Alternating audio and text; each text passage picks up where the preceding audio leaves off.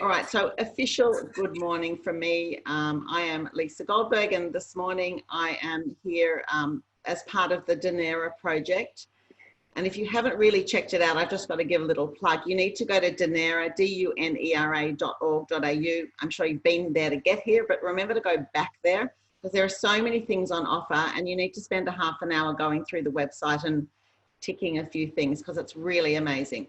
But back to this, I'm going to be making a Monday morning cooking club classic traditional heirloom recipe, ricotta Lokshen Kugel.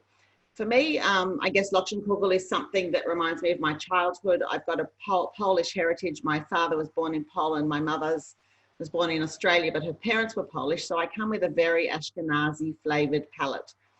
I never saw an eggplant till I was 25, I think. Like, you know, we were very limited in what we were given. And this, you know, noodles and cream and cheese and sultanas is just exactly what appeals to me and to my palate. So I'd say if you're a bread and butter pudding fan and you've never had Lokshen Kugel, you'll be a fan. They're quite similar, slightly different texture and everything, but same genre. So if anyone's cooking along, two things we need to do first. One is put the oven on 180 degrees Celsius and get yourself a medium-sized pot of boiling salted water. Put a couple of teaspoons of salt in your water and bring it to the boil. So if everyone's done that, we can start talking about the ingredients. So the main ingredient, obviously, in Lokshen Kugel is Lokshen. For those who don't know what that is actually a noodle. And for this dish, a Lokshen is typically an egg noodle, which means an egg dough. And you can use anything that says egg pasta on it. So you can use the kosher Osam ones, or whoever makes them, sells them in the supermarket.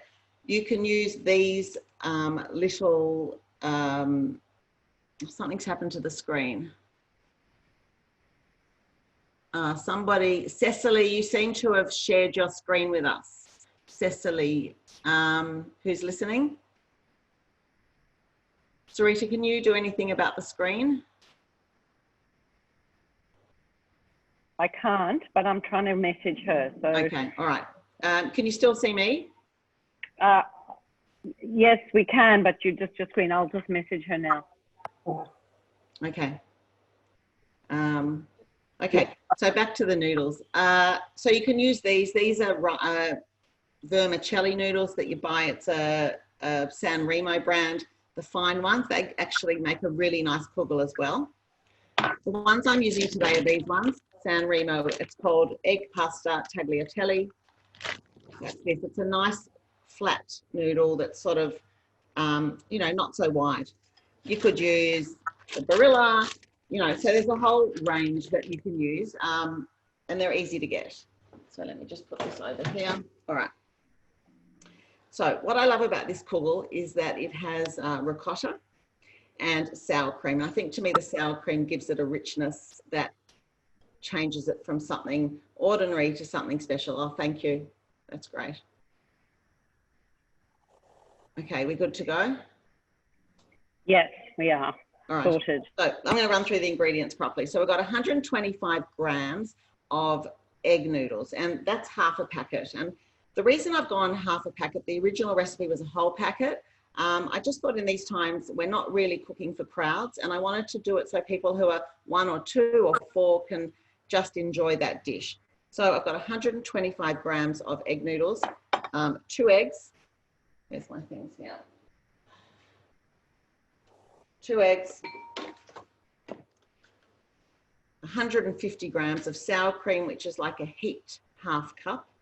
And you've got to watch your sour cream. I've been trying a few different brands from the supermarket, and there is a difference. And I'll just say that if you like thick, heavy sour cream, I found the Bulla brand to be really, really good. And I'm not sponsored, it's just my personal opinion.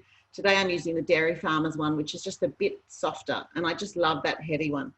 I've got 40 grams of butter, which I'm going to melt, half a cup of sultanas. If you don't have sultanas, use raisins. If you don't have raisins, use currants. If you don't have any of them, leave it out, it doesn't matter. Quarter of a cup of sugar, salt, 1 apple. That's it.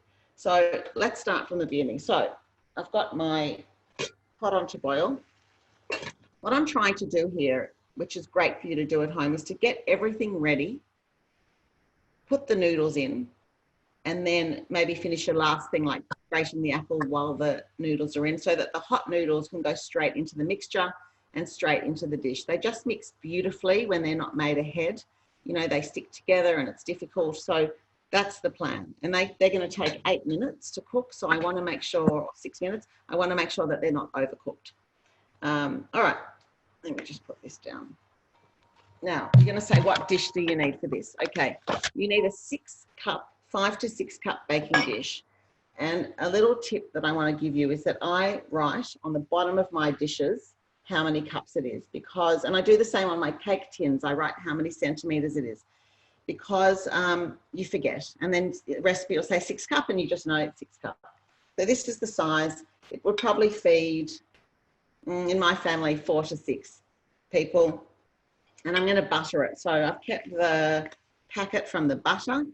It's really good to keep these and just put them in the fridge, fold it up and keep it in the fridge, because when you need to butter something, it's ready made and ready to go. So I'm just going to butter the sides. It's just going to stop the egg mixture from sticking. So the idea of this dish is that it's like a custard base with a cooked noodle and apple and sultanas, and that's pretty much the dish, exactly like a bread and butter pudding. I'm just going to put this over here. There are lots of options. You can do it by hand, which I'm going to do. You can do it with a handheld mixer. You can do it in the stand mixer.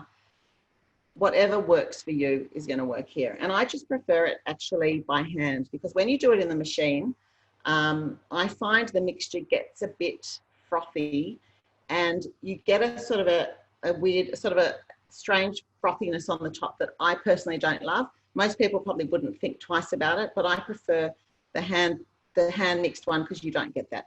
So let's start. We're going to mix our eggs and our sugar, for starters, in here. I always do like to crack the eggs first into a glass, just to check they're okay. I don't know if I've told the story of my daughter who made shakshuka once.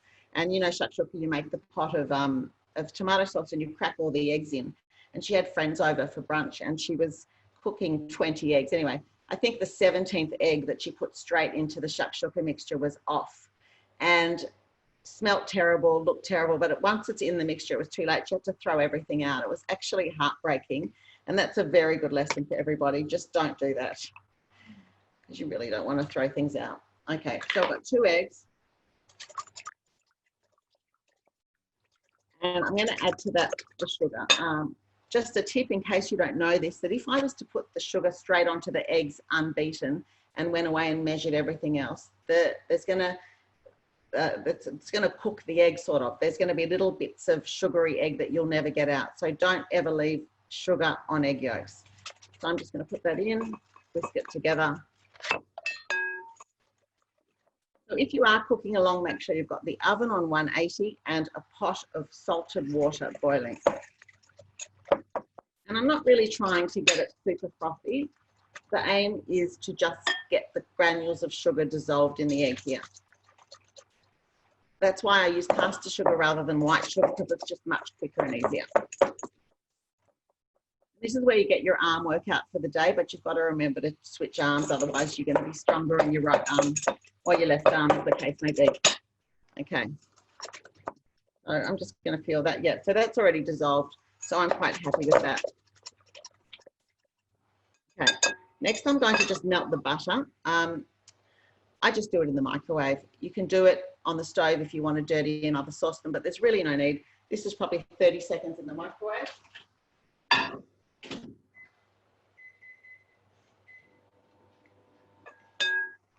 And I said, if you don't have a microwave, just put it in a small saucepan on a medium heat and it'll melt in a minute. It's only 40 grams of butter. Okay, now I'm going to add in the ricotta. So this is 250 grams of fresh ricotta. You can use the one in the packet from the supermarket that's called smooth ricotta, but I really, really love using the fresh one from the deli. You know, the one that you buy that only lasts a couple of days in your fridge? That to me is the best one to use. Okay, so I'm going to put in the ricotta. I'm I'm going to mix that through in one set. Butter's melted. You're never going to get rid of the lumps, and that's not what we're trying to do here. When you cook this dish, it's quite interesting. Even if I made this really smooth in the stand mixer, it would still come out with lumps in the end. It almost goes back to its sort of curd form in the dish when it cooks. So I'm not going to go nuts about making it smooth, but I want it to be, I guess, the consistency of porridge. Smooth porridge, I guess, with a few lumps in it. Okay. So you can see that it's not an attractive looking mixture at this time. It's like a curdled porridgey mixture. All right. Okay, I'm happy with that. You can see that. Now I'm going to add the sour cream. It's also a really good way of measuring things because it doesn't dirty bowls. You just put some baking paper in a dish, put it on your scales and measure it straight onto the paper. So baking paper, sour cream. Okay, I was thinking about baking paper. Okay, mix in the sour cream.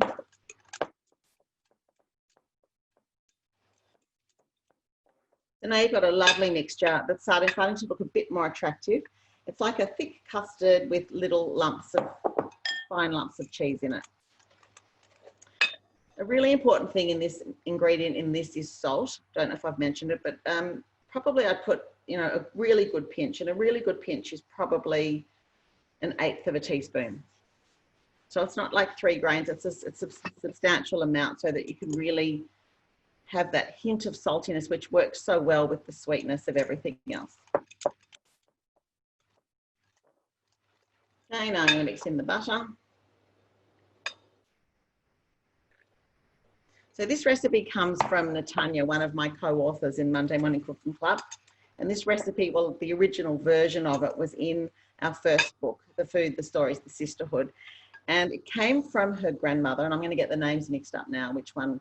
I think this is her grandmother Sarah's recipe. And the story goes like this. Her grandmother Betty, sorry if I've got the names wrong, Natanya, grandmother Betty was the best cook out of the grandmothers, and she taught Sarah how to make this, and Sarah became the cook of this. I don't think she could cook anything else, but she became the Lokshen Kugel maker in the family. And it was really nice that it went from grandmother to Natanya's mother Ruth to Natanya, and now it's in her family. So it's a very, very beautiful recipe that's been passed down through the generations. But since we published it in 2011, we keep revisiting it because for me, it was missing a tiny bit of richness. I wanted, when I cut the kugel, I wanted it to be a bit more creamy, I guess, and solid. And so Natanya and I have been playing with it for the last month. We've probably made about 15 versions between us, separating the eggs, not separating the eggs, sour cream, real cream, pure cream, you know, smooth ricotta, rough ricotta, more or less, different methods. And for me, this way that I'm doing it is my personal favorite, but it's up to you to do it in the machine. Another way, like it's really up to you, personal taste, and you'll see the finished product. Okay, so I've got a beautiful, lovely mixture now, just a few little lumps. Okay, now I'm going to get everything ready. All right, are we ready to cook the noodles? Let's see. Sorry, I'm just going to tidy up a minute, otherwise it's just too much mess, and you know, I can't put anything anywhere. All right, make sure I've got everything ready. I've got my sultanas. I've got my apple. I forgot one ingredient, vanilla. Okay, I love vanilla. I think I forgot it because my husband Danny really doesn't like vanilla, which I find really strange. Like, who does not like vanilla? It is the most delicious thing, especially this one. This is a pure vanilla extract, and it is just, it's thick and it's beautiful, and you can see the little bits of the seed, and I think it's extraordinary. You could actually drink this on its own. So I'm going to put in a ½ teaspoon. If you love it, put more. And I generally don't measure it. I just eyeball it. If it's a bit more, it's a bit less, it doesn't matter. I think that's why I left it out, because I've been making it without vanilla for Danny this week. So that's the vanilla in. Okay, that's everything. Just to go over it again, we've got eggs, sugar, vanilla, salt, ricotta, sour cream, and melted butter. Now I'm going to put the noodles on. As I said, lots of boiling salted water. Put the little nests in and turn it up to high. Tell you something interesting I've learnt these past few weeks, that a 250-gram bag of San Remo tagliatelle has about 275 grams of pasta in it. So there you go. I couldn't work out, you know, I'd make a batch and I'd measure 125 grams exactly, and I'd put the rest away, and then I'd go to make it the next day again for another test, and I'd weigh it and it'd be like 135 grams, 145 grams, anyway. And if you had, you know, 150 grams or 175 grams of noodles left over from something, you could actually use them in this, and you don't need to really be so specific and precise with the measurement, because there's quite a lot of custard mixture and it could actually use some more noodles if you wanted. So I'm going to let that cook, and in the meantime I'm going to peel and grate the apple. Hopefully everybody's got one of these. Nothing beats grating with this box grater. It gives it, you know, I've got a food processor that does whiz bang grating, but honestly this is just, it gives the best result for this and for potatoes for latkes. Actually, we have fights, all of us, at Hanukkah time, because I like to do the potatoes on the box grater by hand, because I think it just gives a rougher edged potato, which I think gives a better latke, rather than the machine, which they're very defined, the pieces. So that's just my silly view, for whatever it's worth. Okay, apple. I'm going to make it really easy for myself. I'm going to cut off the ends. That's it. I know I don't need to show you how to peel an apple, but I just, this is the way I love to do it, and it just makes it easy. You know, and now you don't have to get around those bits at the top. You just do strips like that, and it's so easy. So easy. I think I was talking last week about, I think it was my mum who used to be able to do an apple with a knife in one go and an orange in one go, and I think that's an extraordinary talent. And I might go and practice. Okay. So this is how we're going to peel it. And I'm using a Granny Smith apple because I like the tartness of it. But if you only have a red apple in your fridge, then by all means use a red apple. It really doesn't matter. And again, baking paper comes in very handy, because I'm going to grate onto the baking paper. It's much easier to grate onto a flat surface rather than into a bowl and the bottom's going like this. It's nice to have that base. And the important thing about grating, and we've all done it, is not to grate your fingers, because it hurts a lot and it's not really ideal to serve people your finger bits. So you'd have to throw, if I grated my fingers now, no, I guess I wouldn't put it in. I'd grab another apple. So what I learned over the years of grating is to always try to have a flat hand, never do it like that. And so my knuckles are never, ever going to go near the grater, near the sharp bit. So I do one side till I get to the core. Try not to grate the pips, like I did. And the other side.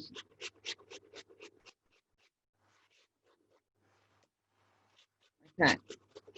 Grating reminds me of my egg and onion. It's a thing I make every single Friday night, which is boiled eggs, hard boiled eggs, golden fried onions, and the eggs are then peeled and grated on this box grater. And then you mix the eggs with the fried onion and you season it really well with salt and pepper. And it's just, to me, one of the best Friday night starters in the world. And you have to grate by hand, otherwise it's a different thing. Okay, core's done. And when we were trying different sorts, I would drain the apple and let the juice come out and let's see if it made a difference, and it really didn't. So it's just as easy to get the apple ready now, not drain it of the juice. You know, it's unlike, we've got a recipe in our second book.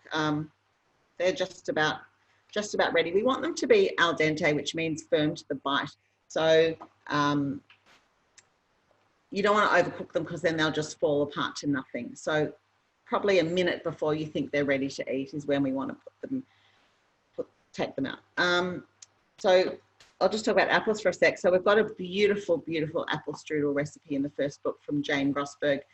And it is one of those ones where you make the dough and it spreads over the whole tablecloth on a table. It's unbelievable.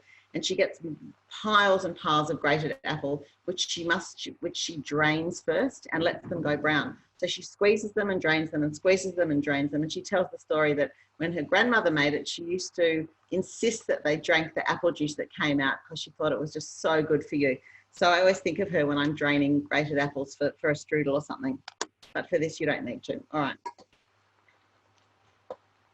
So let's see how this is going. Sometimes you can feel it. Sometimes you've got to taste it. I think that's just about ready to go. So let's get everything ready. We've got our 6-cup baking dish.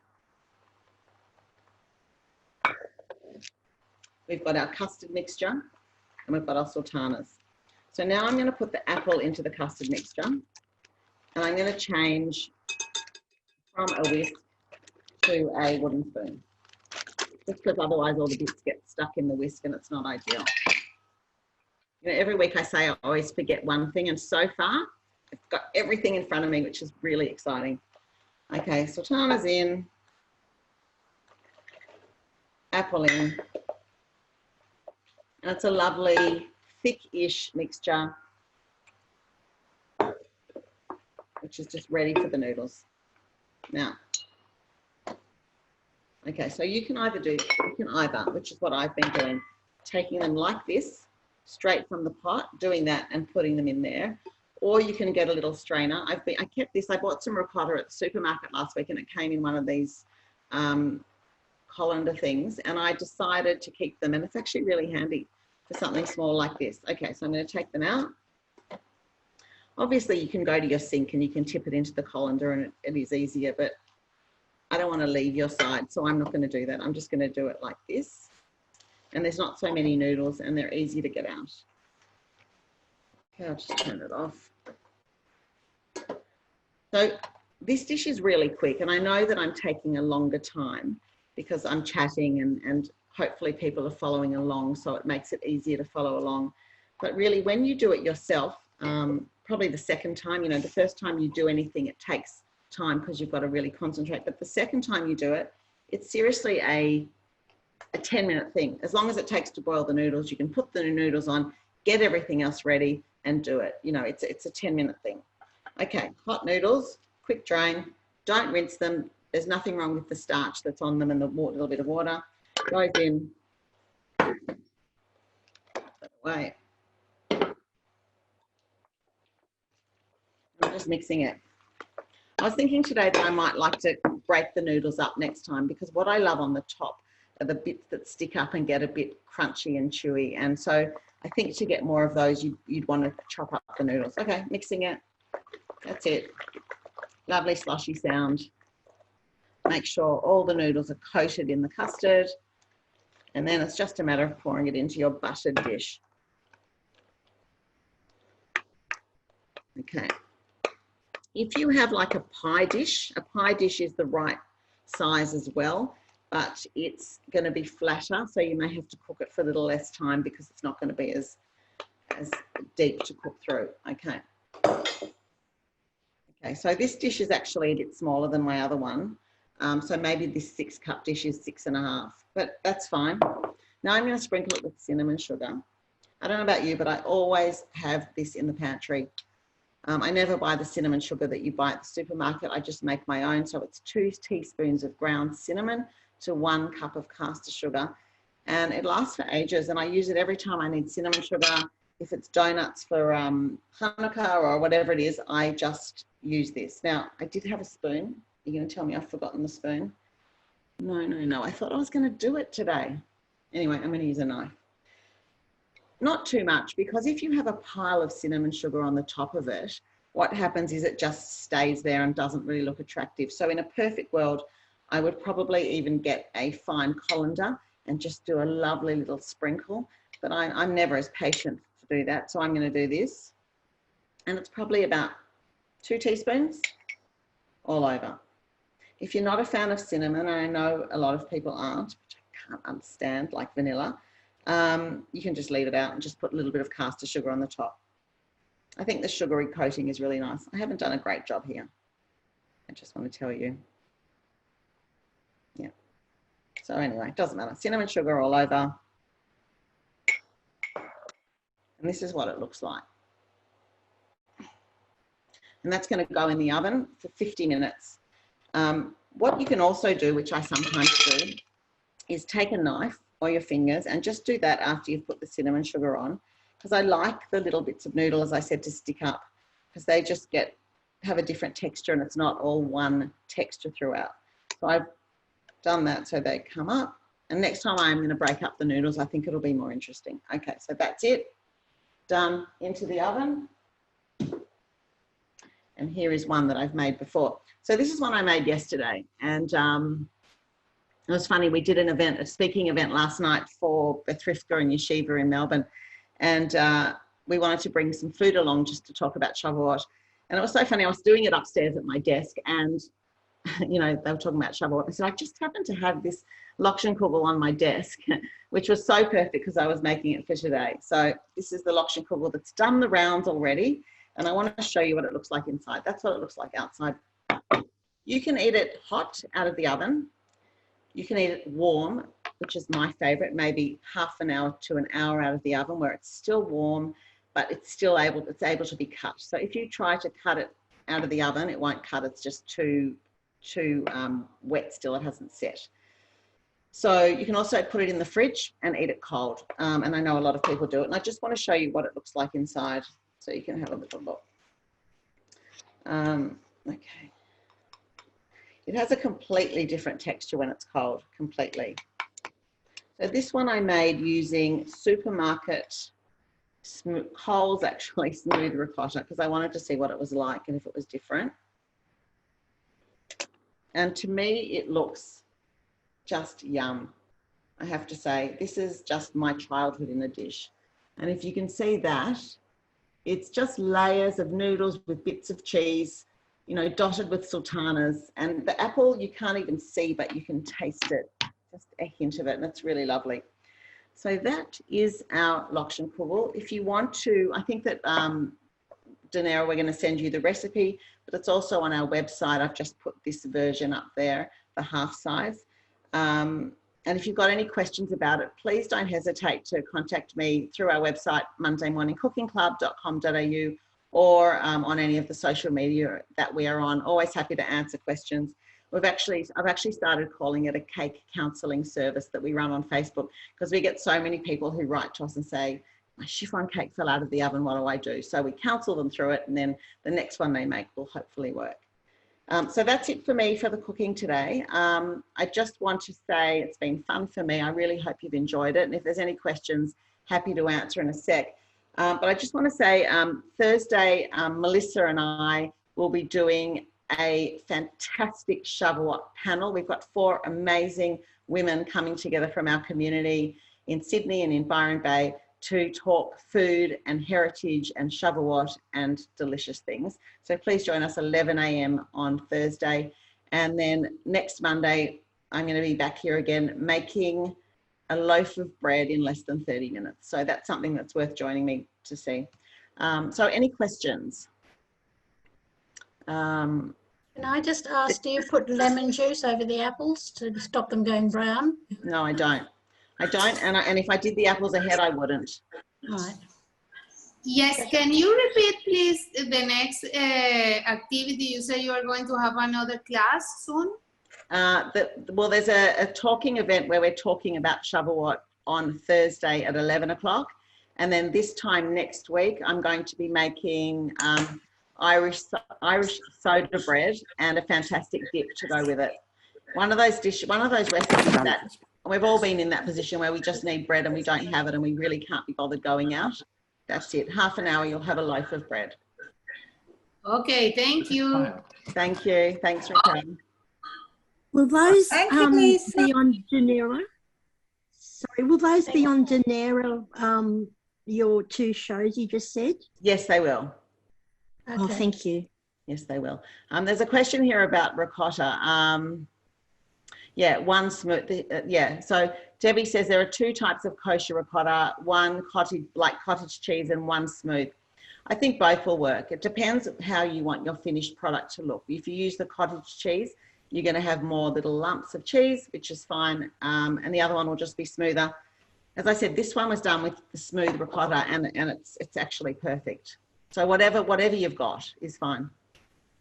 Do you ever soak your sultanas first? Yeah, I do sometimes. I actually do. And I made I felt like cooking yesterday. So I made, it sounds very fancy, but I don't usually cook such fancy things, but I wanted to make pasta. So I ended up making goat's cheese tortellini. And if you go on our Monday morning CC Instagram stories, you can see how I did it.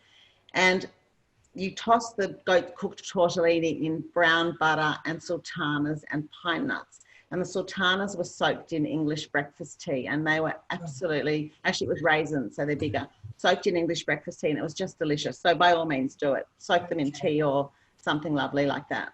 I always soak my sultanas. Do you soak them in rum? You could actually soak them in alcohol also. Oh, I never knew that. I just soak them in boiling water. Yeah, I mean, Gold Coast. Yeah, rum, brandy would also be lovely if you want that flavour through the Kugel. Thank you. Did you say you're from the Gold Coast? Yes. Oh, hi. Nice to have you here. Pardon? Nice to have you here. Oh, thank you. I made your challah last Friday for the first time. And it's pretty good. Excellent. Good to hear. Yeah. All right. Any more questions? Venetia? Yes. Yeah. Can you freeze this? You know what? I'm not a freezer of cooked foods. Like I'll freeze pastry, I'll freeze raw meat, I'll freeze lots of things, but to me it would lose something. I think on the defrosting it might, I mean, it's worth a try, and you'll have to decide, but it wouldn't be my preference, because to me it's so easy to whip up if you've got all the ingredients. So how long in advance would you make this, and if you didn't want to make it on the day, or is it really best on the day? If you like I'll tell you what I haven't tried that might be worth trying, is to make the raw mixture, put it in the dish and put that in the fridge. I mean, I do that with bread and butter pudding all the time. You let it soak overnight. So I don't see why you couldn't do it with this as well. And then you bake it an hour before you're serving it. To me, that's its peak. But that's my personal taste. Some people like it like this. I mean, I will definitely have a cold piece after this, and it's very nice, but it's just not as luscious as the warm one. Yeah. Thank you. Thank you. Anyone else? Any more questions? Yeah, Mimi says she's going to label the underside of baking dishes and cake tins. Just on the cake tin thing, an exercise that's worth doing if you're a baker, I find that all the cake tins from different companies, even though they say 24 centimetres, they're actually not. And I now measure the base upside down of a springform tin with my ruler, and that is the measurement that I go by for recipes, and I find that it works much better. Another tip for the Lokshen pudding, my Boba used to put apricot jam in. Yeah, that'd be lovely. It was. Yeah, that would be lovely. It's like a bread and butter pudding, isn't it? You have that bit of sweetness through it. It's lovely. Sounds good. Okay, any more questions? I think that's it. All right, so we hope to see all of you on Thursday. Oh, there's Ruth. Hi, Ruth. So this is Natanya's mother, who I can see, who's just come on, and this was your recipe that we just made today. So it's that was great, Lisa. Thank you. Thanks, Ruth. Thank you. Yes. All right. Any more questions? There are a few. Could you use brown sugar instead of caster sugar? Yeah, I think you could. I think that'd be quite nice. Yeah. I think that'd be delicious, actually. Okay, any more? Any more questions, anyone, before we sign off? Oh, someone wants the recipe for challah. Okay, so if you go to it's in our first book, but we've sort of tweaked it since then a tiny bit. And the reason we tweaked it is when we did the big challah bake, for those of you that were in Sydney for the first Shabbat, the Shabbat project weekend a few years ago, we did a challah bake for 2,000 people in a warehouse, and it was the most unbelievable thing. And we had everybody kneading dough together to a beautiful Israeli song. Anyway, the measurement originally for the challah was 560 mils of water, and we couldn't do that easily. And you can get 500 ml bottles of water. So we decided for that event, we would make it 500 mils, and I've kept it ever since. It's much easier to measure. So the recipe tweaked is on our website, which is Monday Morning Cooking Club, and we've got videos and we've got braiding videos. If you want to do the 6 strand, it's like step by step. So there's lots of guidance there. And I'd also love to do another workshop here if we can work it out of challah making one day. Yeah, so Anne will send you I think Genera will send you this recipe. They're also going to send a survey to you all, and I'd really, really appreciate it if you'd fill it in, because we want to know going forward what you want. Whether you like this sort of long, drawn out, chatty, step-by-step thing, or do you want a quick video to learn something in 15 minutes? Who do you want to see? What do you want to see? We'd love to hear from you, because we are trying to design Genera for you, and we want to know what you want so we can make it just perfect for everybody. So please give us your feedback, especially in these early weeks when we're just testing and trying and working out what's going to work. It's wonderful, Aziz, and thank you so much. Oh, thank you. Thank you. Thank you, Anne. Thank you. Thank you. Thanks, Joe. Nice to see you here. I hope you're going to go make Lokshen Kugel this afternoon. I'd like to know how many of you are going to make it this week. That's the interesting thing. How many? Oh, yeah. Yeah, lots. So, you know, let me know on Facebook or on Instagram. Let me know how you went. I'd really love to hear. And if you're a poster of pictures on social media, please post them. I'd also love to see it. Mimi wants to know who are the people behind Genera. Okay, so if you go to the website, which is genera.org.au, there's an about, and it has all the people that have been involved so far. There's quite a lot. We've got quite an amazing group put together that Daniel Grimberg put together. He's the chief honcho here. And he put everything together, which has been amazing, and everybody is volunteering their time. And so we just want to make something amazing for the community. Oh yeah, thanks. Genera's just put up the website on and the page about who's in it on the chat line. Yeah, thanks, Shirley. Hi, Shirley, nice to see you. So nice to see so many familiar faces here. It's actually lovely. And it's been lovely having you in my kitchen, and I really hope you enjoyed it. But more importantly, I hope you're going to go and make it this week, and I hope you love it as much as I do, because we've had, honestly, 11 of these this week in the last 10 days. I've been making them again and again, and at some point you get to one and you go, yep, this is the one. So for me, today's is the one. Nice. All right, everyone, if there's no more questions, I think we will call it a day.